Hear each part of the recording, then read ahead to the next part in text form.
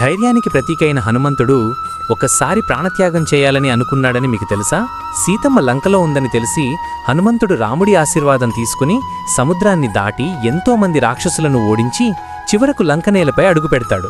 సీతమ్మ కోసం హనుమంతుడు లంకంతా వెతుకుతాడు. కాని ఎంత వెతికినా సీతమ్మ కనిపించదు.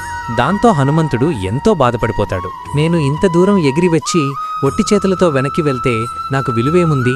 అక్కడ నా రాములవారు శుభవార్త కోసం ఎదురుచూస్తూ ఉంటారు. కాని నేనిక్కడ సీతమ్మను కనిపెట్టలేకపోతున్నాను. సీతమ్మ కనిపించలేదని నా రామునికి చెబితే నా రాములవారి పరిస్థితి ఏమవుతుంది? వానర సైన్యమేమైపోతుంది? ఆయన తప్పకుండా ప్రాణత్యాగం చేసుకుంటారు. ఆయన్ను చూసి మొత్తం వానర సైన్యం కూడా ప్రాణాలు వదిలేస్తుంది. అందరికన్నా ముందే నేనే ప్రాణత్యాగం చేసుకుంటాను అని అనుకుంటాడు. ఎలా చనిపోవాలి? ఈ చెట్టుకు ఉరివేసుకుని చనిపోవాలా?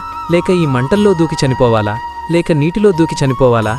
లేక ఆహారం తినకుండా అలానే ఉండి చనిపోవాలా అని అతని మనసులో ఆలోచనలు తుఫానులా మోగుతాయి. కాని వెంటనే నేను చనిపోతే వాళ్లంతా ఏమవుతారో అని తనని తానే ఓదార్చుకుంటాడు. అదే సమయంలో పక్కనే ఉన్న అశోకవనంలో బాధతో ఏడుస్తున్న ఒక గొంతు వినిపిస్తుంది. ఆ గొంతు వినగానే హనుమంతుడి చిరునవ్వుతో అక్కడికి ఎగురుకుంటూ వళతాడు. చూసేసరికి సీతమ్మ కనిపిస్తుంది. హనుమంతుణ్ణి చూడగానే సీతమ్మ హృదయం ఆనందంతో నిండిపోతుంది. చిరునవ్వుతో లేచి నిలబడుతుంది. హనుమంతుడు రాములవారి ఉంగరాన్ని సీతమ్మకు అందజేస్తాడు. ఆత్మహత్య గురించి ఆలోచించే సమయంలో ఒక్కసారి మీ కుటుంబం గురించి ఆలోచించండి. మీ జీవితం ఎంతో విలువైనది.